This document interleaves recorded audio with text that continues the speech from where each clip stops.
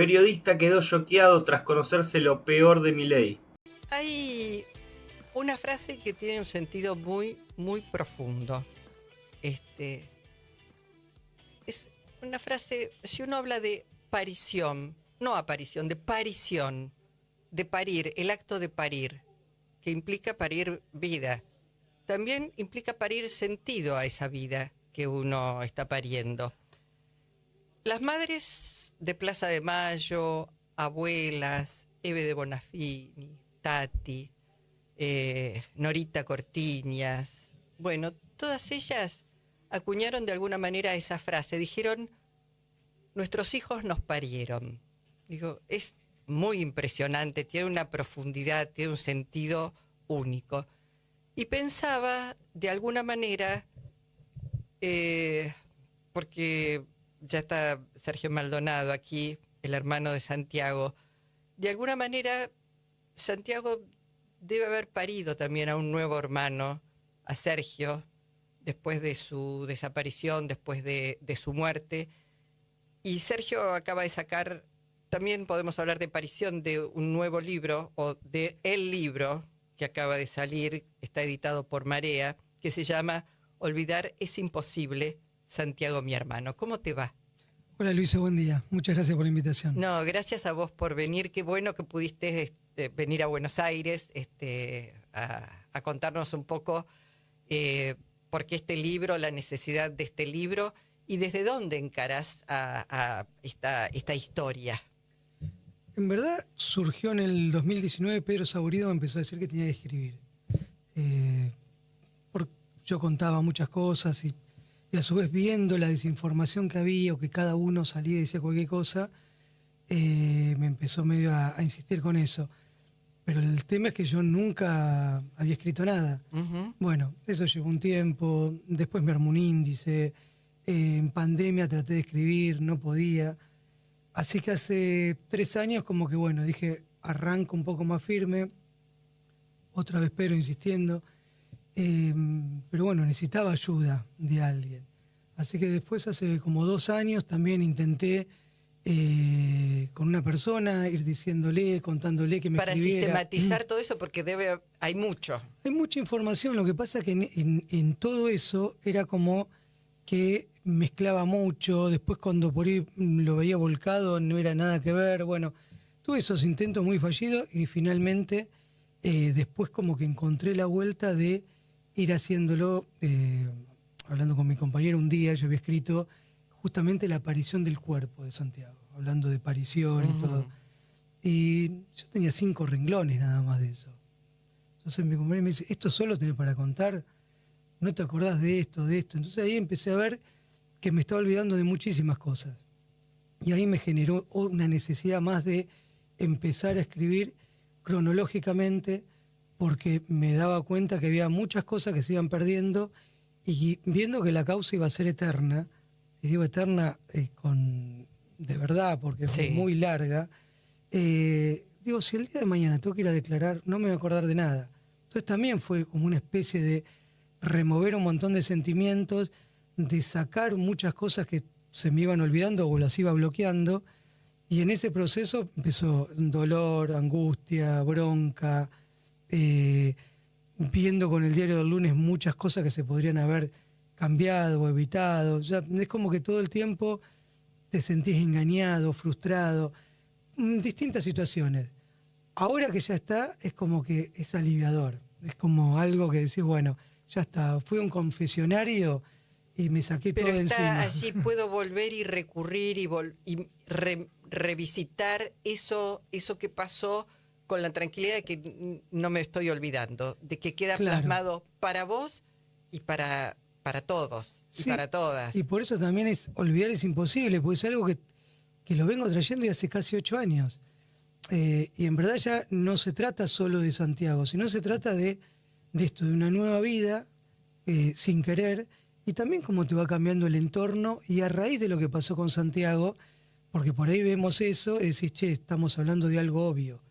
Hoy, con el diario de 8 años después, porque si hace 7 años teníamos que estar explicando quién era Patricia Bullrich y todo lo que había pasado, te tildaban medio de, bueno, me parece que estás fantaseando un poco en algún sentido.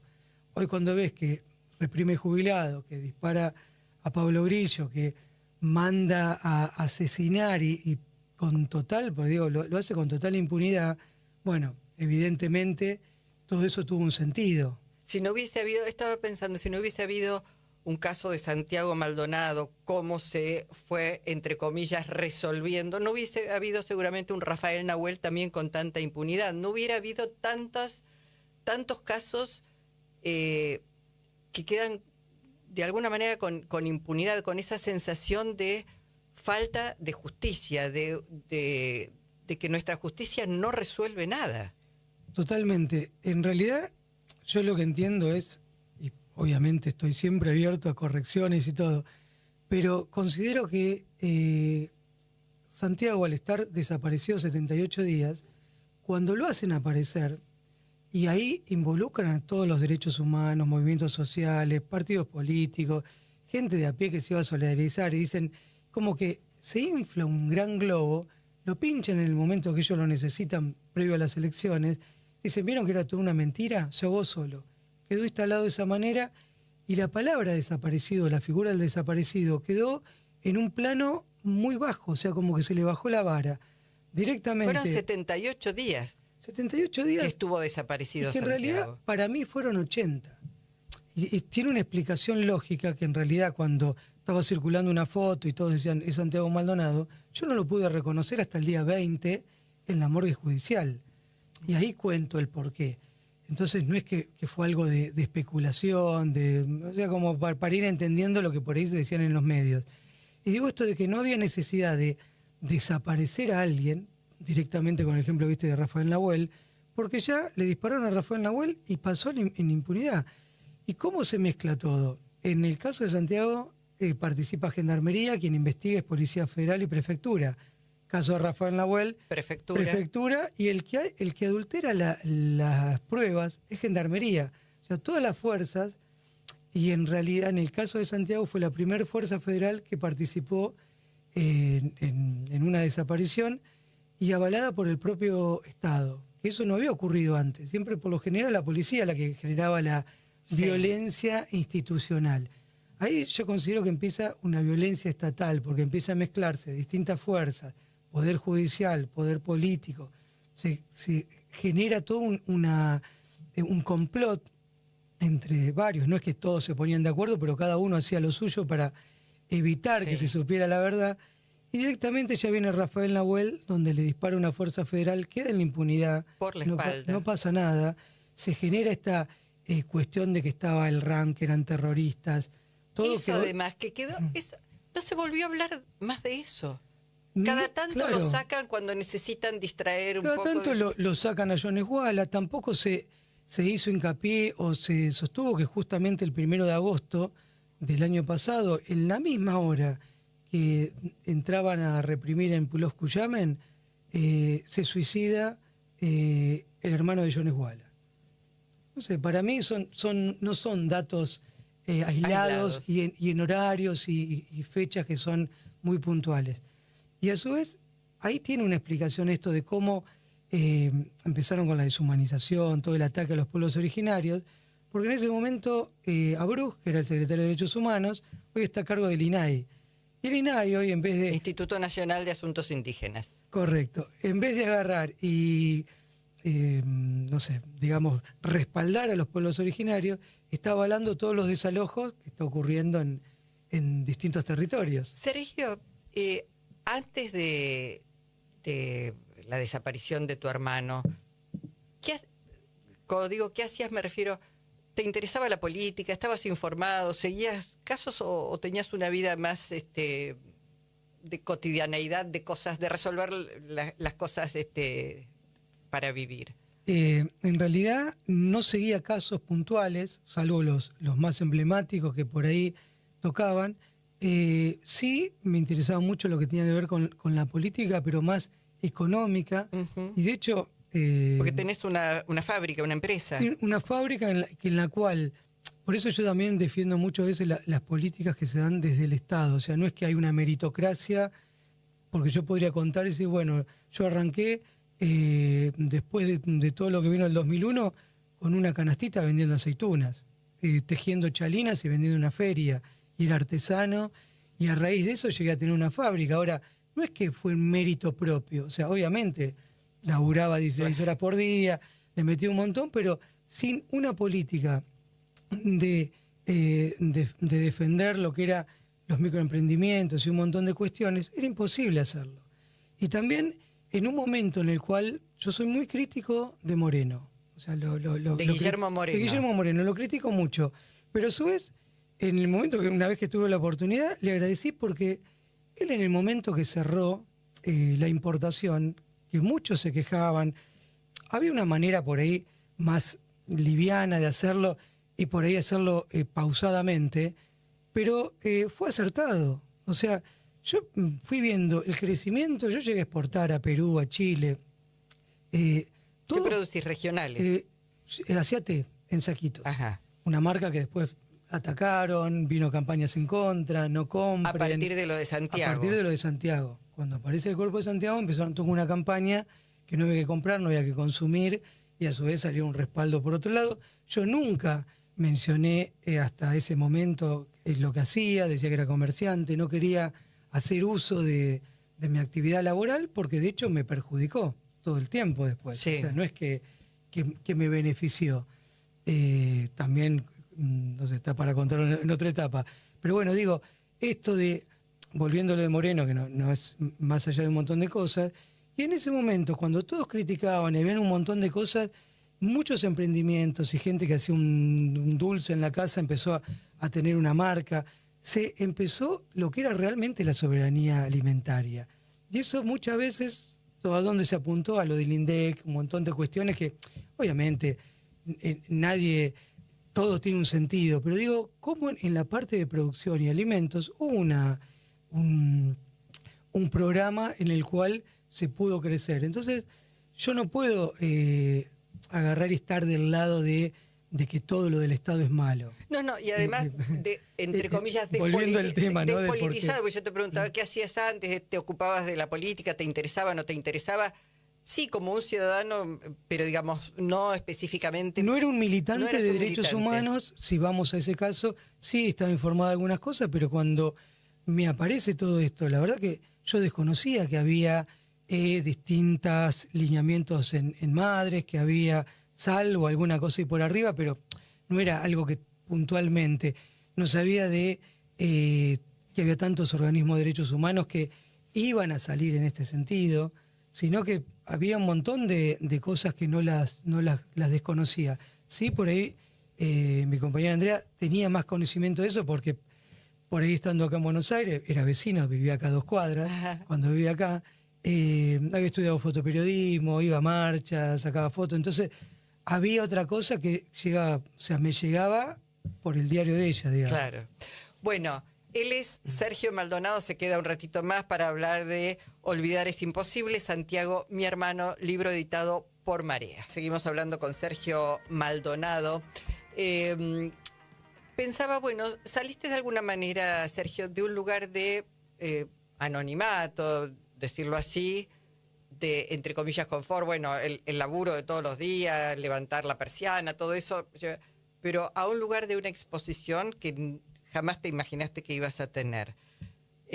¿Cómo se procesa eso? ¿Sabes por qué lo digo? Porque hay un montón de personas que han tenido en algún momento que lidiar para explicar cuál es su situación y lidiar en la justicia. Y si no tenés mucha resiliencia, mucha espalda de afecto de gente que te sostiene, es seguramente tremendo. Sí, pues algo que no fue buscado, ni siquiera en mi actividad claro. trataba, antes cuando yo miro las personas que participaron en el prólogo, con los que por ahí tengo nuevos vínculos, es muy difícil imaginar de que yo jamás me hubiera acercado en la calle ni siquiera a saludarlos.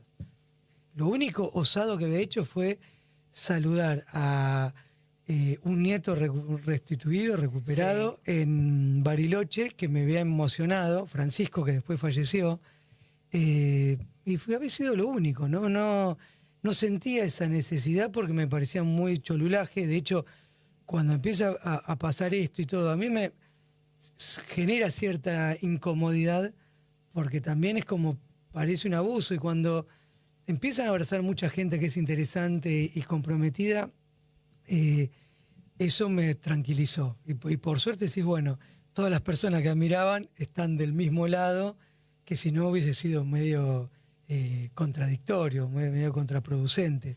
Eso también sostiene. Y a su vez ver que hay muchos familiares que están en el anonimato total, que a veces las causas hasta se mueven más, porque no son tan, quedan tan expuestas, pero están en esa soledad que también me parece que hay que levantar la voz por todas ellas y ellos que tan necesario. Sí, y pensaba en los medios de comunicación también, de pronto redescubrir a los medios de comunicación, que no aparecen tan inocentes cuando informan. No, Eso no sé si lo tenías claro o lo fuiste descubriendo a la medida que fue Yo avanzando. tengo un ejemplo que era como muy bizarro, pero en realidad después nunca pensé que me iba a tocar a mí. En diciembre del 2016, previo a la fiesta, Casi un año antes de la desaparición de claro, Santiago. estaba que había empezado que se habían fugado de una cárcel, era Esquilachi, creo, eran Sí. 3. Salía Bullrich y hacía toda una parodia. Y yo miraba y digo, esto es de Capusotto, y me parecía muy, muy bizarro. Y me acuerdo un vecino que estaba con una escopeta en un barrio y decía, no, si vienen por acá los voy a matar. Era todo tan, digo, esto es un delirio. Y hasta me permitía en ese momento poder como, uno se cree con impunidad cuando no te conoce nadie, escribía estupideces en el Facebook, viste cómo está, una burla. Ahora cuando después me pasa a mí y empiezo a ver que todo eso que se generaba ahí te volvía y sobre todo no es que Santiago estaba escapando de una cárcel o se estaba fugando, La Nata, me acordé del otro nombre, eran varios que habían estado ahí, Sí. que ahí empezaron con que Aníbal Fernández era el culpable, bueno, todo un montón de versos. Yo miraba y digo, qué crueles que son en un sentido porque estamos hablando de un desaparecido, estamos hablando que no conocen a mi hermano, porque La víctima era el sospechoso casi. era el sospechoso y cómo, obviamente, todo lo que yo voy contando en el libro de sospeche, que siento que me persiguen y todo, después al otro año se comprueba que tenía el teléfono pinchado. No obstante, a los gendarmes les habían sacado los celulares para que no siguieran metiendo la pata. Entonces, estaba todo armado y todo lo que por ahí vos pensabas que era muy bizarro, y esto, ¿no? Lo que venía viendo, o los medios de comunicación que eran horribles, siempre pensando lo de Clarín, y que de hecho Clarín puede salir a decir mañana que a Santiago lo tuvieron en tal lado, que lo desaparecieron, todo lo que por ahí sea la verdad, yo no lo voy a replicar, porque vengo diciendo que Clarín miente, que son unos estafadores. Entonces cuando a veces me molestan ciertas cosas, cuando por ahí si hablan bien de uno se le da crédito y si hablan mal no. Entonces esa misma línea, yo tengo esa postura de que los medios de comunicación siempre fueron muy complicados. Entonces si vemos La Nación, que iba delineando la causa, todo lo que ellos iban diciendo a los pocos días se cumplía en el expediente. Tenías Infobae, que también operaba. Tenías los canales TN, Clarín, todo era un aparato.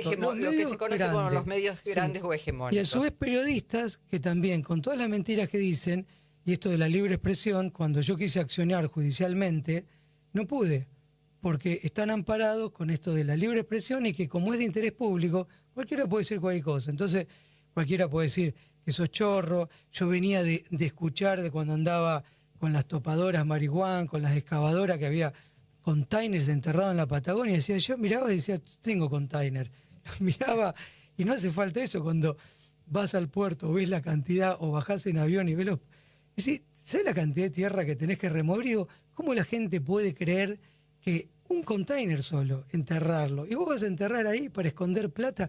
Totalmente cosas ridículas que digo, y repitiendo. Entonces, ya cuando se repite eso, ¿yo cómo voy a justificar que a Santiago lo desaparecieron en el medio de la Ruta 40, con 140 gendarmes, que no filmaron nada, y después le gatillan a Cristina Fernández, dicen que fue que ella lo inventó, le disparan a Pablo Grillo, la culpa la tiene él porque cabeceó la bala, una nena de 10 años la gasean, Y dice La culpa que de la nena que estaba ahí, estaba fue ahí a y a manifestarse. Facundo Molari, que lo mataron hace 2 años en el medio del obelisco, se infartó solo.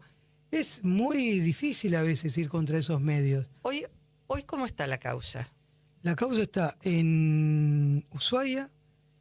Todo lo que se dijo, esto de se ahogó solo, se fue con la recusación del juez Geral.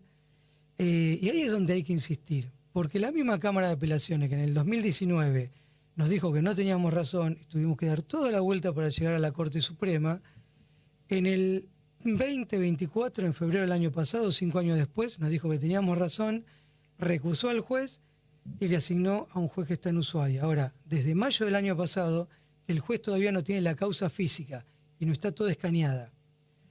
Y en este tiempo es que amplió los puntos de pericia que nosotros pedíamos, y el año pasado un análisis palinólogo, que era la misma palinóloga que había participado, dio cuenta que el cuerpo de Santiago no podía haber estado como a lo sumo 30 días en contacto con el agua, porque por todo lo del que tiene que ver con el polen.